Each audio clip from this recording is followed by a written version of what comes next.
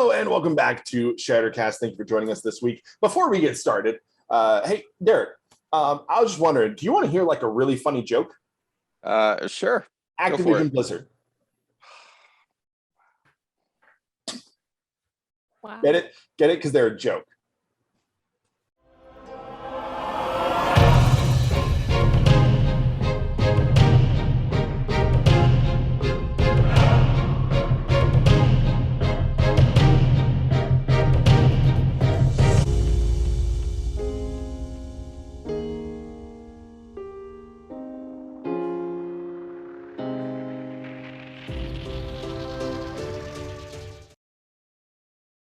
All right. Thank you for sticking around after the intro. We are talking today about a handful of things that are in the news, and not just Activision Blizzard, but also Disney. I guess the topic du jour, the topic of the day is lawsuits of various kinds. So I'm going to briefly summarize both of the issues that have been brought up with these two organizations, and we're going to try and keep it as objective as possible. At the time of recording this podcast, these lawsuits are in progress.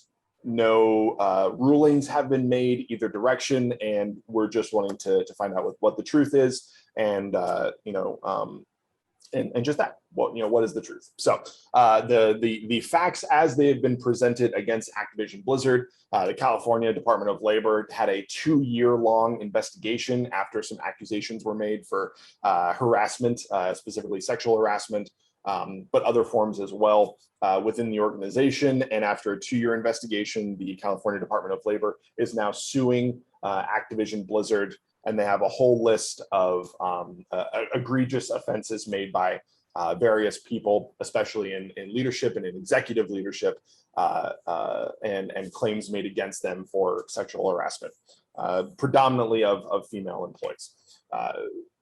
Going to the other lawsuit that's really big in the news today would be Scarlett Johansson suing Disney over her contract for the Black Widow movie.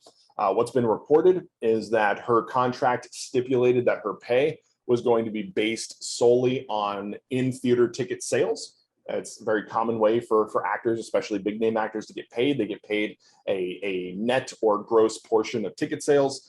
And the movie was not supposed to be released, again, according to the lawsuit, on Disney Plus, because her pay was not based at all on streamed sales.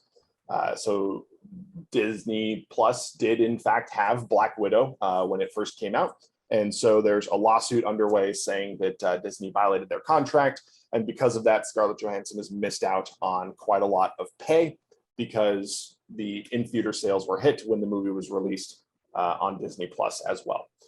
So that's pretty much the facts as they have been laid out in the lawsuit. Again, at the time of this recording, no actual rulings have been made. I have not personally read the entirety of her contract. I don't think that's actually available for me to read.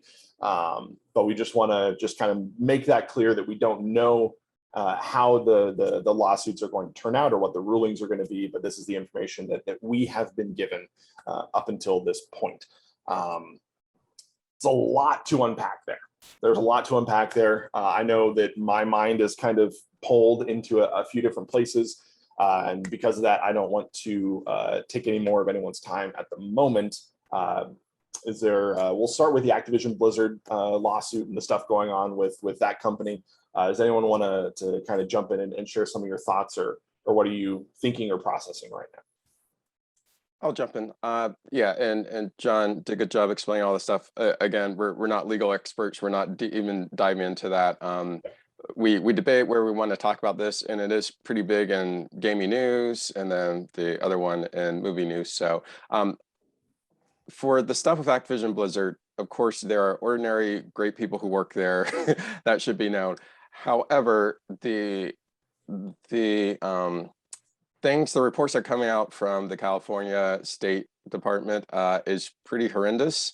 And if true, and there's a lot of evidence, it's very sad. People, especially ladies, should be able to go to work and be able to feel safe and to feel like it's a good work environment, and not have to worry about other stuff besides just doing their job. And so that should be said, even though I wish we got to a point where it doesn't need to be said. The thing that got me was, I think, the company's original statement against it. They came out pretty harshly. There's no evidence of this. I can't believe the State Department's doing this. It wasn't very empathetic. It wasn't very concerning of employees. It wasn't, hey, we take all employees very seriously. We take these accusations very seriously. We're going to investigate and get to the point of it. It was basically lawyer speak. We didn't do anything. Deny, deny, deny. Yes. And a few executives came out and said some pretty harsh things as well, which was totally tone deaf. After that, they got a lot of backlash from the fans, understandably, the players, and some former Blizzard execs came on and said, this is horrible. We can't believe this happened. A few apologized, but can't believe this one happened. Of the former CEOs, I'm blanking on who specifically, but he even came on to say that he didn't know about it, but he wasn't surprised. Yeah, and that was what I said in a statement as well. And my concern for those former execs is, if this is going on and you don't know about it, there are other issues. But I think everybody, especially people in leadership, have the job to protect workers, to protect those who feel like they don't have a bigger voice. But I think that initial statement was just salt on an open wound. And I wish they had thought about how they were going to approach this before they put something out.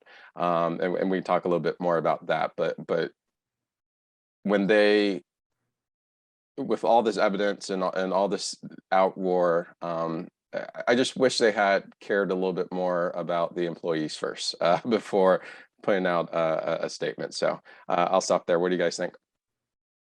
When some of the former executives came out, I think one of them was the founder of Blizzard, yes, were saying that, very, or at least seemingly very heartfelt messages about, it's horrible that these things happened and they shouldn't have happened. And for that, I'm sorry. I saw a few responses of people who said that they used to work at Blizzard, saying, it's really great that you are apologizing, and that means a lot, but these things were going on while you were in leadership, not just after you were in leadership. And so there's still an issue there. But the people that are saying that they used to work there, are saying, the fact that you even apologized is a big step. It doesn't make it right what happened, and it doesn't erase the fact that it happened even while you were in leadership. But thank you for, actually taking this seriously, unlike some other executives. And that was a lot of the responses I was seeing in response to those former executives putting this stuff out. There were a lot of Twitter threads. There's a lot of those execs posted like a screenshot of a letter, if you will, onto their Twitter account. And so a lot of those conversations were happening in Twitter responses to those more official posts. So that's just a heads up to anyone watching that wants to maybe find out more about that. I guarantee you, if you Google it, you'll find a bunch, but you can also go straight to their Twitter accounts and see the history of those comments and responses as well. What about you, Russell?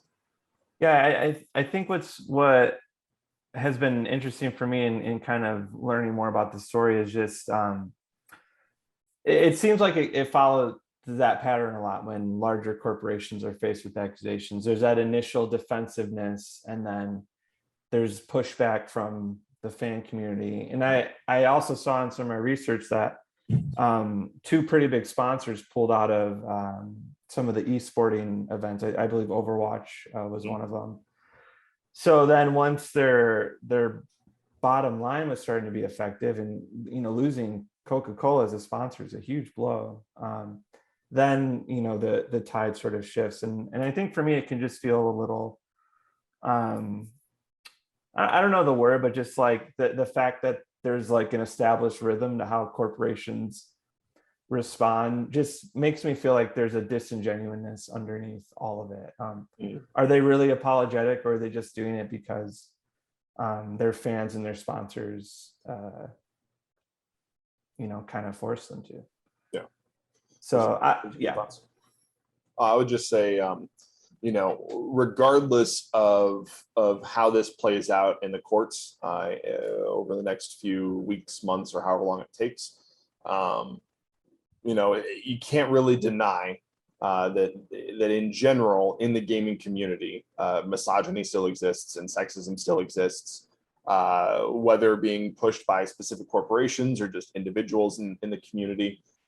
Both average gamers and prominent voices in the community. It is very much still a group of people that has a significant issue, I would say personally, a significant issue with sexism still. So it's something that we should be mindful of. And how can we, even as individuals, as we interact with other people in the gaming community, as we interact with other people in this hobby that we love, how can we promote this as a space that is not going to be discriminatory towards them? I feel like not harassing someone is the bare minimum that you can do in that regard. Like not being a harasser, like that's not a badge of honor. Like I don't get to wear a badge saying I've never sexually harassed someone. Good. I'm not a piece of garbage, like that's the like one step above neutral, right? So we have to be more intentional with how we interact with people, and with not putting up with sexism when we hear it, not putting up with misogyny when we hear it, with people discriminating against other people, like just not allowing it, not ignoring it, not sweeping it under the rug. One thing that I want to say with regards specifically to Activision Blizzard is, they had these sweeping letters of denial, but at the same time, summer of last year, they fired one of their top executives for sexual harassment. And I won't say who that person is, but you can Google it. It's public knowledge. But he was a high-level executive who had at least one character all the way back in vanilla, but still today, named after him. And that character is I believe they're having their name changed if it hasn't already happened. And so it's, on the one hand, Activision Blizzard is saying we don't have this problem, it doesn't exist. And on the other hand, 12 months ago, they fired an executive for this problem. So if the investigation has taken place over the last 2 years, there's something disingenuous about the responses, or there's a lack of cohesion in what people are saying, so I feel like there's more information to come out to be and I think what adds to the confusion, especially within kind of gaming culture and kind of the message board, social media, Reddit spaces, like a lot of these spaces are male dominated. Mm-hmm. But I think beyond that, there isn't like an agreed upon morality in any of these communities, other than maybe I'd say like kind of a generally humanistic kind of agnosticism. And I'm sure there's a ton of variety within that, but when you don't have a shared set of morals to aspire to, it's hard for a corporate culture to have any sense of right or wrong. And especially in those like kind of frat boy male dominated spaces, if you don't have a moral compass, like things like this are gonna happen over and over and over again, because you're kind of just going by the seat of your pants of what feels right and what's cool. And so it's just hard for me. I think it's hard to know how to address the issue in a long-term way that will lead to change, without there being some sort of greater moral imperative, if that makes sense, which we find in our faith in Christ. But I don't know if Activision Blizzard is gonna, they probably don't want to become a Christian company, adopt scriptural morality. A statement of faith. Right. Well, one thing that I think of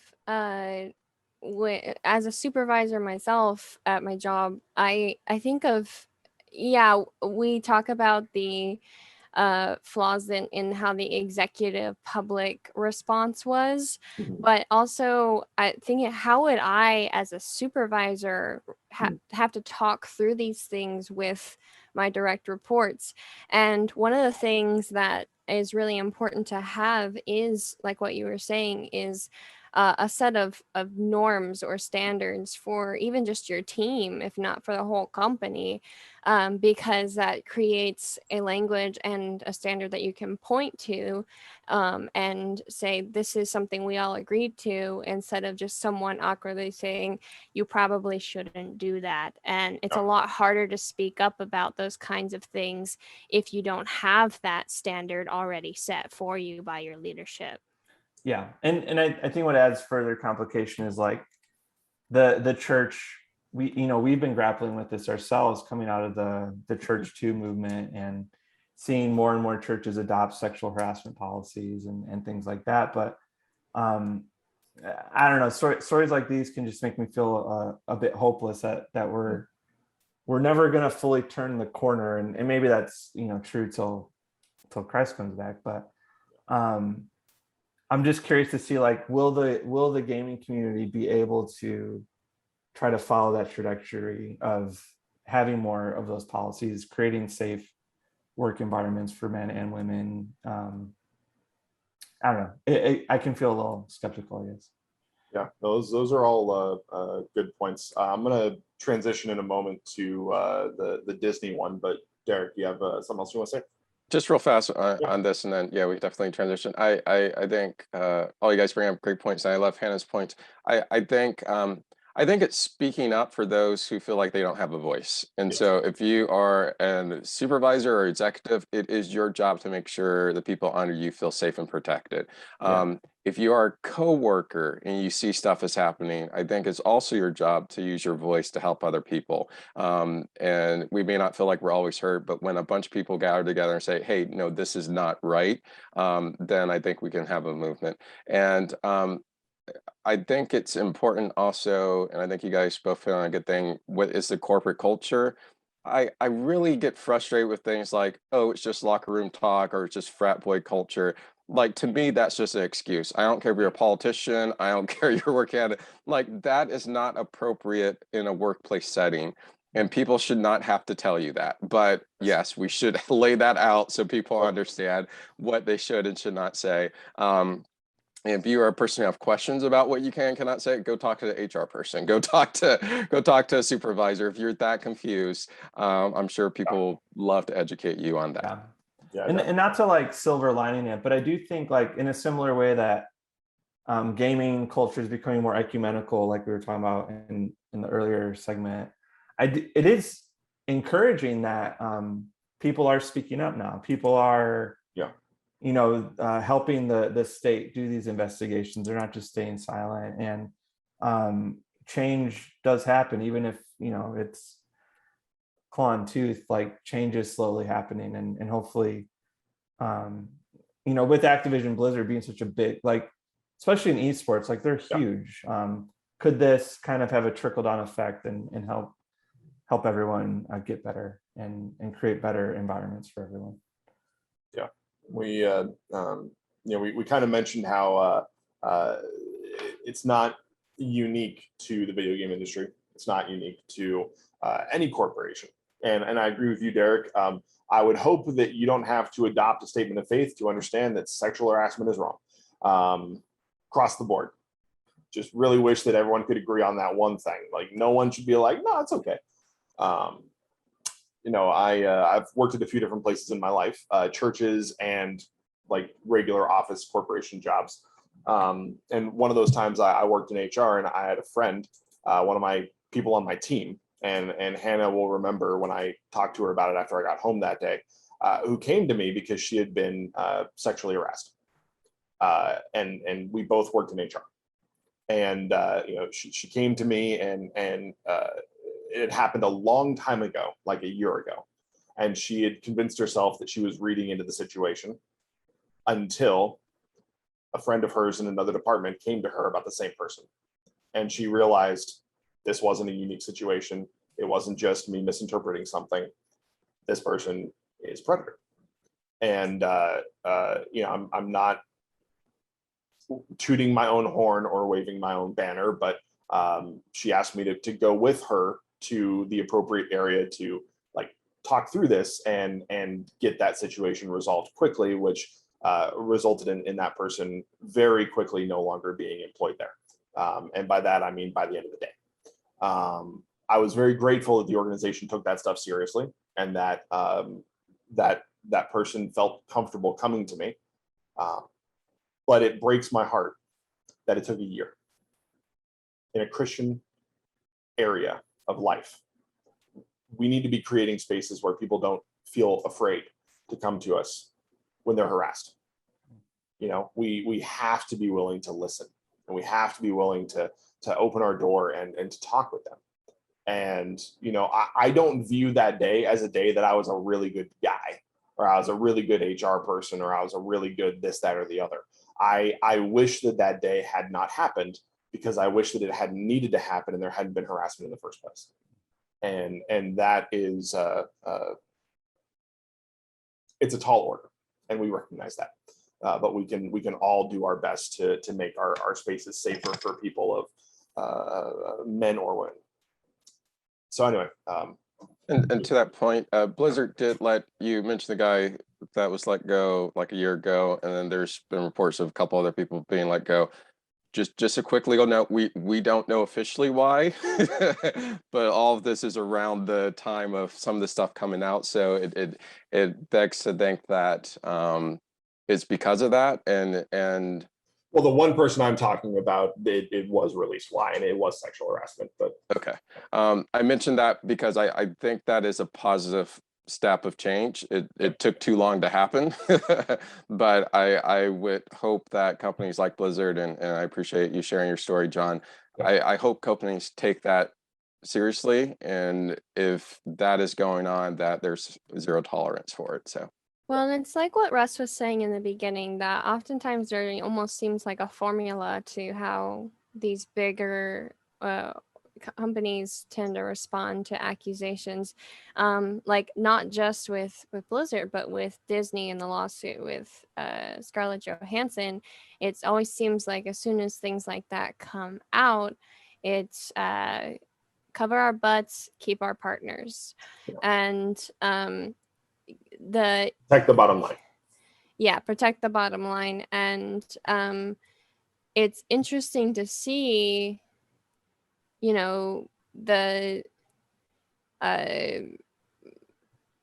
responses are not just unique to different situations, but Scarlett Johansson's situation doesn't necessarily have to do with harassment, but the fact that she is speaking up about something that means that she can then be an example for people who probably think that they were reading into something or should have just put up with what they were handed. Kind of like you were what telling John me was this, saying. but isn't Scarlett Johansson? Did you tell me, Hannah, that she's the highest paid actress in Hollywood? I had heard that at one time. I don't know if that is currently accurate, but I think so. Yeah. And so for me, like seeing this, on the one hand, I see people saying she doesn't need the money, and I'm just like, no, she doesn't. That's fair. She does not need the money that she lost out on. She has more money than 100 families would know what to do with, right? But it's not about that. Right. It's about the principle of being an employee, a contractual employee, and having your employer violate the contract and effectively, allegedly, cheat you out of money. Right. And if they're willing to do that when they're working with the highest or one of the highest paid actresses in Hollywood, how many other people would they be willing to do that? Because they know that those people would never be willing to try and take Disney to court. Right. Well, and they don't have the resources to, like doing Disney is expensive. Yeah, it is. And so again, it's all alleged because everything hasn't come to closure in the court system yet. So we can't say that Disney is guilty.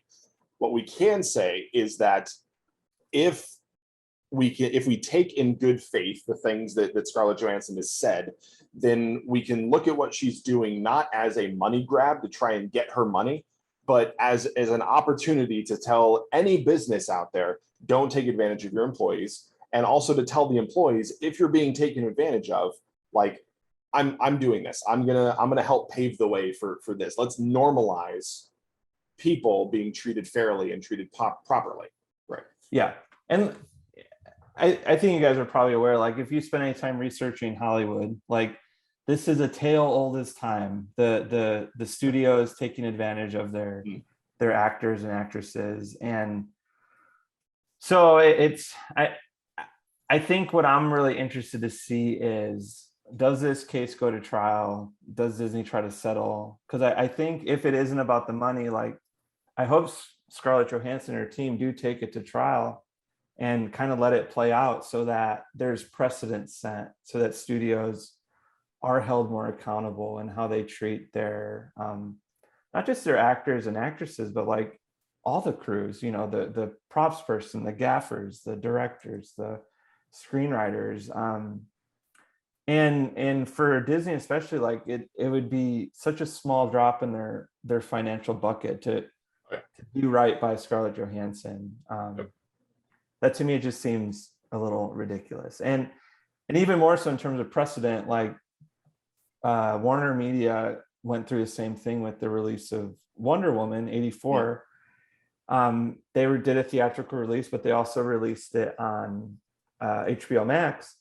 Gal Gadot and I believe even Patty Jenkins, they got their contracts renegotiated to account for the streaming platform.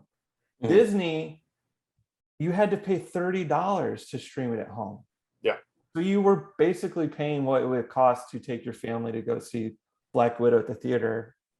So, you know, armchair lawyer, right? That's me. I feel like that it just would have been fair to, if that was her original contract, part of those Premier Access profits should have gone towards Scarlett Johansson and the rest of the crew. Florence Pugh, she should get some money. Yeah. The guy from Stranger Things, he should get some money, you know? The guy from David Harbour, come on. Give them all money. Yeah, the guy from Stranger Things. Yeah. And I think that, you know, one of the things that mirrors the situation with Blizzard is the initial response to the lawsuit. Yeah. You know, Disney came out with just a scathing letter about how, you know, well, we tried to do this and we tried to do that, and it's her fault, and she should have done this, and we didn't do that. And it's, you know, it was a very harsh letter, similar to Activision Blizzard in their denial of the claims. And let me see, I wrote this down so I wouldn't forget it here. One of the things they said is that Scarlett Johansson was being inconsiderate of the impact of the pandemic. I understand that they probably realized if they don't release it to a streaming service, they're going to lose a lot of money. Renegotiate the contract. Yeah. To include that, since the contract was written pre-pandemic. That would be my answer to that. So that being said, their statement was very harsh. The statement from Activision Blizzard was very harsh. Both of these statements were full of denial. They were full of accusations against the other party, and they were full of dismissive language, because that's pretty much how a lot of organizations handle these kinds of things, is just deny and dismiss it until it's out of the public eye. Problem is, you get someone like Scarlett Johansson, who's loved and highly regarded, and kind of, yeah, well, yeah, people like her. You know, polarizing. Polarizing. Yeah, a name that people recognize, and it's not going to just disappear in a few weeks, and they can't, you know, easily sweep it under the rug. The other thing that gets me is they were a little upset that she shared her salary, and I'm just like, talking about your salary is actually legally protected conversation. Putting my HR hat on, can't tell someone not to, so it's kind of like. And I might have gotten it wrong. From my understanding, I think one of the criticisms about Disney's initial response is, didn't Disney share her salary, which is usually what is not done. Maybe I misunderstood that. It's possible. Yeah. From my understanding, Disney, their opening statement said she got paid X, which you usually don't do. And so that is a little more. They were trying to make her seem greedy, like she was being greedy, which is funny coming from Disney, from the mouse that has bought everything. Yes, that's hilarious. Yeah. But these responses are really damaging, right? And to, especially if we find out that everything she says is true and everything, the lawsuit against Activision Blizzard, if we find out all of that stuff is true, it makes those responses even worse, because then they know that they're lying. Then they know that they're just putting all this stuff out there to try and cover up something. So if it turns out that these companies were in the wrong, it makes these already pretty bad responses even worse. So my question is, moving forward, what can we, as members of the faith community, some of us working in Christian organizations, some of us working in churches, how can we learn from this and do better? Not just how can we be less likely to sexually harass people or cheat people out of money. How can we respond better when there are accusations brought against us, or accusations brought against our leaders that we've served with for a long time and we really like and we trust? How can we respond in a way that is healthy, is mature, and doesn't add fuel to the fire of what's going on? I think when you personally know that you are innocent when an accusation is brought to you, it can be really easy to jump into defensive mode. Yes. Because it's one thing to like try and cover up something that you did. It's another to like, oh, of course I'm innocent, like I didn't do this, and you feel like you need to prove that you're innocent because you know you're innocent. Yeah. But there's a time for that, and it's even like a softer way to approach that. But as far as the initial response, there needs to be humility, and recognizing that I personally know that I didn't do this thing, but that's not the concern at the moment. The concern is that this person feels hurt or this person feels slighted. Yep. And that needs to be the focus of your response, and the other person, and not necessarily, I need to clear my name. There'll be a time for you to, show a proof of your innocence, but that doesn't need to be what you immediately jump on. Yeah, and one thing I want to interject real quick, when it is very natural to jump into that defensive attitude, it's very natural to want to clear your name. In criminal psychology, when you look at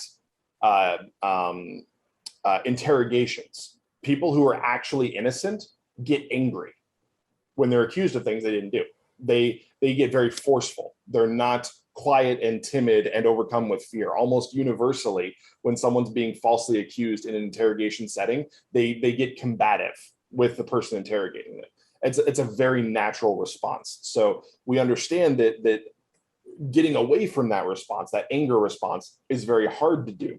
But I think scripturally, it's something that we are supposed to do. We're supposed to fight back against that fleshly desire to lash out in anger and in spiteful words and to be combative with people.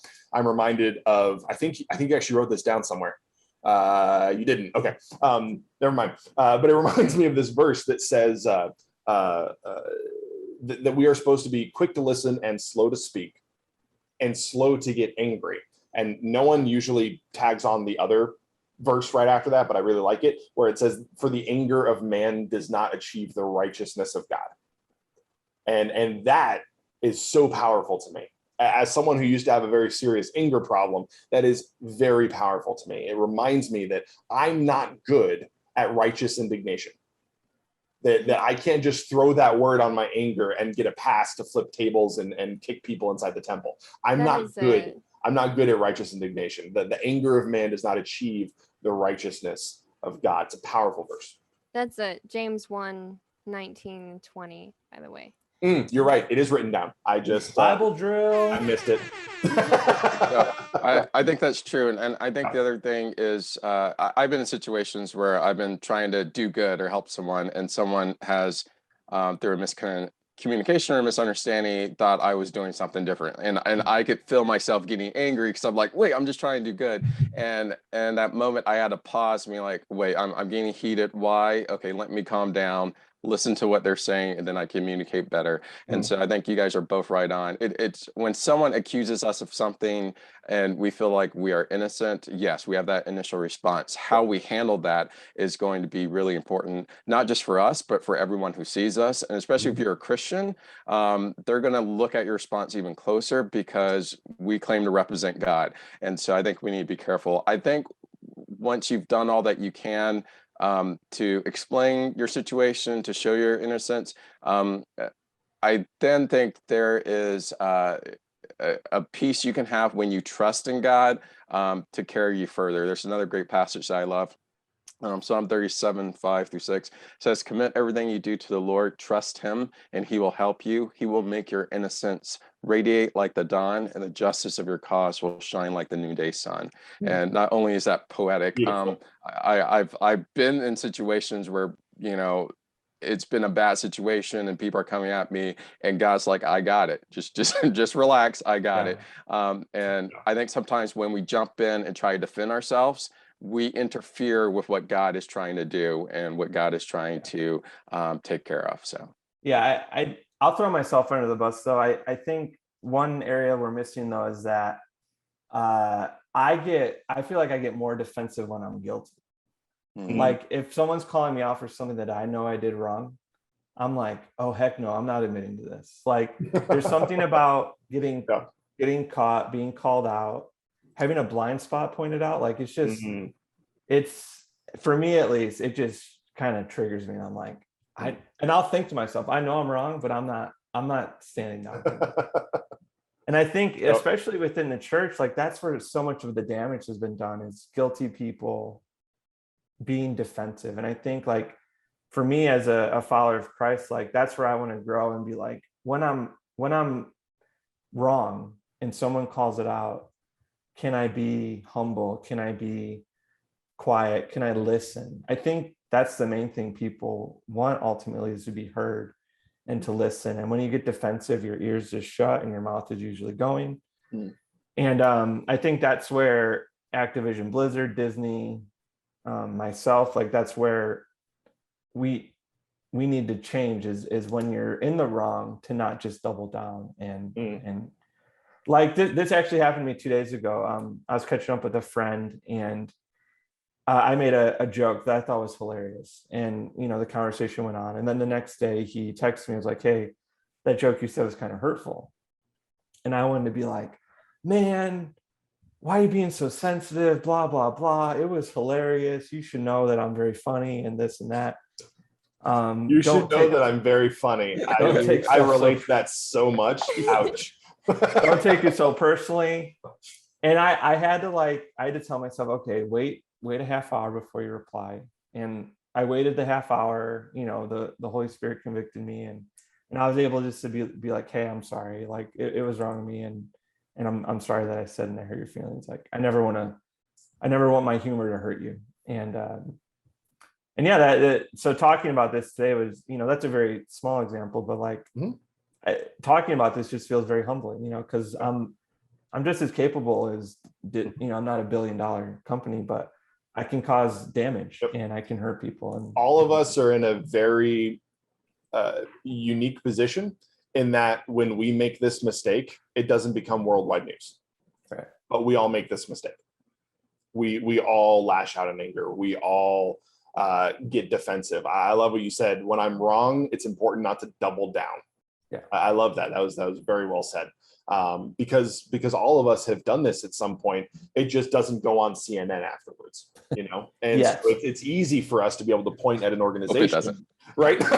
Once Shattered's huge. That'd be a very bad reason for Shattered to be on CNN, that's for sure. But when organizations do this, it's easy for us to kind of sit back all high and mighty and point fingers, oh, look what horrible things you've done. I'm not going to support you anymore. But forget about the ways that we fail in this area too. It just doesn't seem as bad because, well, the world doesn't know about it. And I think that's a very good point. Thank you for sharing that, Russell. Hannah said the magic word earlier. She said humility. And I think like that verse about Christ's humility, when he being in the form of God, like didn't count it a thing to be grasped and made himself a human. Like if Christ could humiliate himself to that degree, like I can feel the humiliation of admitting that I'm wrong, you know, and I think Hannah was right on in that. Yeah. Well said, everybody. Well, you know what? Oh, Yeah. sorry. I just had one more thing that you know, John has said before, when he was in HR in the past, there would be situations where he would be reminded it is only by God's grace that I am not on the other side of that table. Yeah. Having this conversation about being let go or having to face discipline of some kind. It's only by God's grace that I am not on the other side of that table. Yeah, it's funny is I love sharing that story, and it didn't even pop in my head. So I'm glad that it did for you, and you're able to say that. Yeah, it's one of those things where, you know, you're talking to someone, and for them it's a really bad day, you know, when you're in HR sometimes, and afterwards realizing it is only, like you said, it's only by the grace of God that I'm not on the other side of the table. And that takes away pride, takes away arrogance. It takes away the holier than thou attitude and the look at me, I'm so awesome attitude, when you realize that only by the grace of God. So thank all of you, Hannah, Derek, Russell, for being here for your second podcast. It was a lot of fun having you, and really enjoyed the conversation that we had today.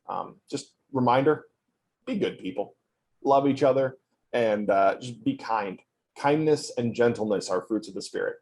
And those are two things that I rest on a lot recently. So remember, as always, we love you, but more importantly, God loves you. Thanks for watching. We'll see you next week. Take care, guys. That's James 1:19 and 20, by the way. You're right. It is written down. I just Bible drill. I missed it. They were trying to make her seem greedy, like she was being greedy, which is funny coming from Disney, the from biggest the mouse movie that has company bought in the world. everything. Yes, that's hilarious.